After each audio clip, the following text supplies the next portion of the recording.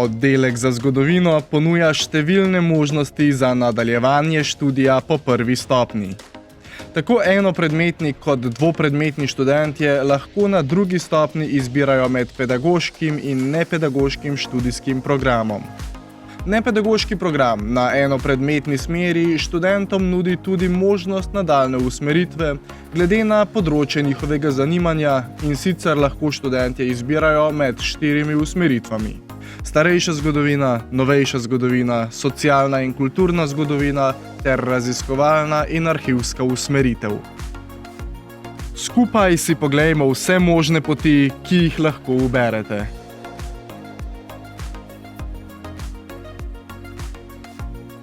Nepedagoški program ima 2 smeri. Eno je enopredmetna smer, kjer študent pravzaprav študira zgolj eno samo usmeritev. Te usmeritve so 4, o teh bodo več povedali kolegi. Druga smer pa je dvopredmetna. To je novost, ki jo uvajamo v študijskem letu 23-24. Tam pa je pravzaprav gre za seveda študentom znano kombinacijo 2 predmetov. Eno je zgodovina, drugo je pa nekaj drugega. Pri čemer pa smo znotraj zgodovinskega dela programa pravzaprav študentom omogočili zelo veliko izbirnost. Izbirnost, ki je delno znotraj stroke, torej iz nekih paketov, kjer so samo zgodovinski predmeti, in ponujemo jim tudi možnost pridobitve jezikovnih znanj. Če tudi niso študenti z jezikovnih smeri, torej lahko določene jezike naštudirajo, dopolnijo svoje znanje. Naj si bodo to klasični jeziki, torej grščina, latinščina, ali pa seveda sodobni jeziki, pač odvisno od njihovih želja.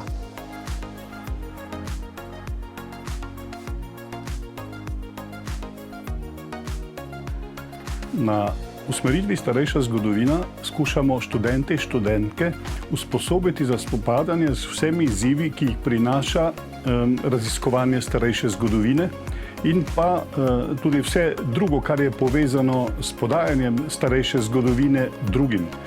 In sicer naše delo temelji na metodoloških pristopih, ki so jo zasnovali naši najboljši profesori v preteklosti. Med njimi akademika profesor Grafenauer, profesor Ferdo Gestrin, sledi delo profesorja Rajka Bratoža in pa danes Petra Štiha, torej vsi akademiki. In verjetno v Sloveniji ni boljšega kraja za študij starejše zgodovine. Študij na starejši smeri magistrske stopnje zgodovine vas ne bo pustil praznih rok, vam bo dal polno glavo in sposobne roke za raziskovanje starejših obdobij, vse od srednjega veka antike, pa tudi zgodnje novoveških obdobij. Z učenjem latinščine in nemščine in stare nemške pisave gotice, tako pisane kot tiskane, boste sposobni ne samo brati vire, ampak tudi tiskano literaturo starejših obdobij. Tako da ta študij pride kar prav, če se želite ukvarjati s čim starejšim od sodobnosti. Vseeno pa vam sodobnost ne ostane nedostopna, ker se lahko ukvarjate tudi z njo.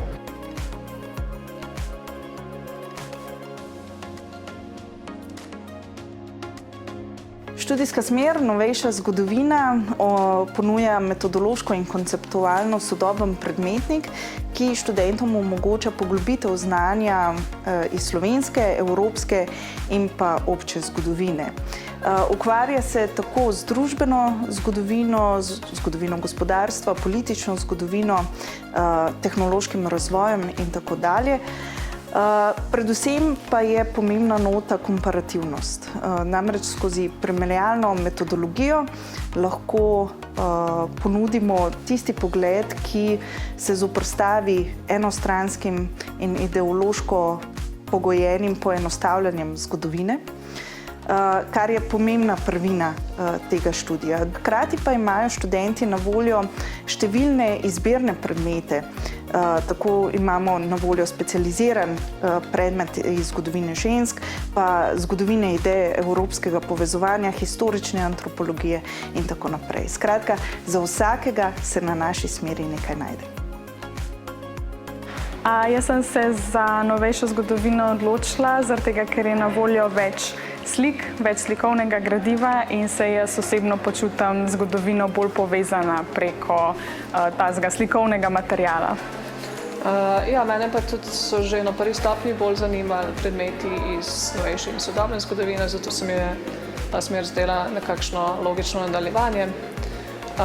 Mi je pa tudi všeč ta smer, ker se mi zdi, da ti da neko dobro podlago za razumevanje sedanjosti, pa tudi, če se želiš potem poklicno usmeriti v kakšno polje izven zgodovine, kot je novinarstvo, politika, diplomacija in podobno.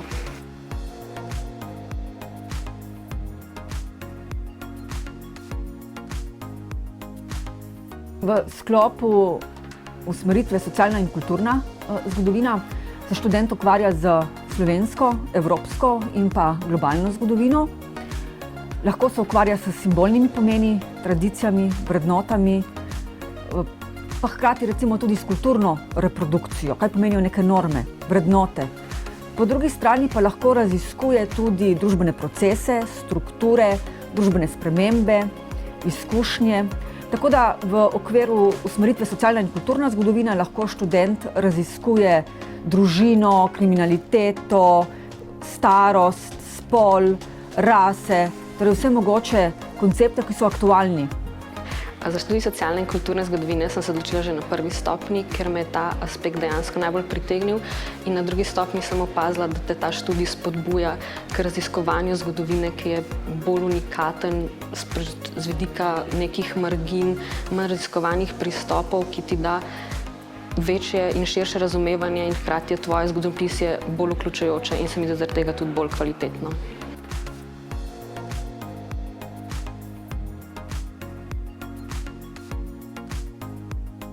Ena od usmeritev na nepedagoški smeri je raziskovalno-arhivska smer.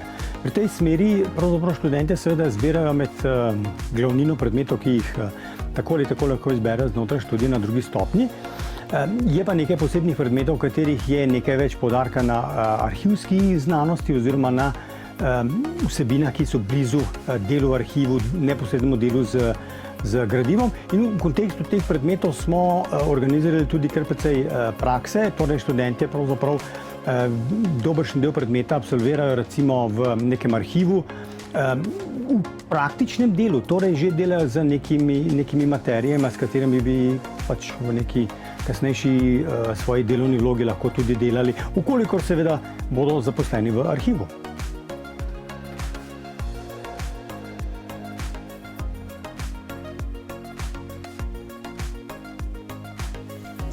Drugostopenjski pedagoški študijski program zgodovina ima dve smeri, dvopredmetno in enopredmetno.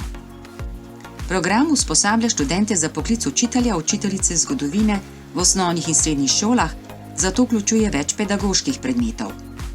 Obe smeri imate iste splošne pedagoške predmete, enopredmetna smer pa ima več obveznosti pri specialno-didaktičnih predmetih in obsežnejšo pedagoško prakso na šolah. Program vključuje tudi večjo izbirnost zunanjih in zgodovinskih predmetov. Strokovni naslov je magister profesor oziroma magistrica profesorica zgodovine. Zaposlitvene možnosti pa so poleg šol tudi v drugih dejavnostih na področju izobraževanja, kulture, turizma oziroma družboslovja in humanistike. Meni je študij na pedagoški smeri zgodovine na drugi stopnji prinesel res veliko uporabnega znanja v okviru različnih predmetov, ki so me pripravili na moj bodoči učiteljski poklic. Največ znanja, ki mi bo pa gotovo prišlo prav v učilnici, sem pa pridobila v okviru pedagoške prakse, ki je bila zame in verjetno še za marsikaterega študenta najlepši del tega študija. Vsaka smer je zanimiva.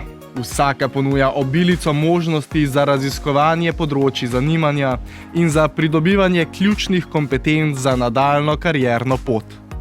Zato ne odlašajte in se nam pridružite na magistrskem študiju na oddelku za zgodovino.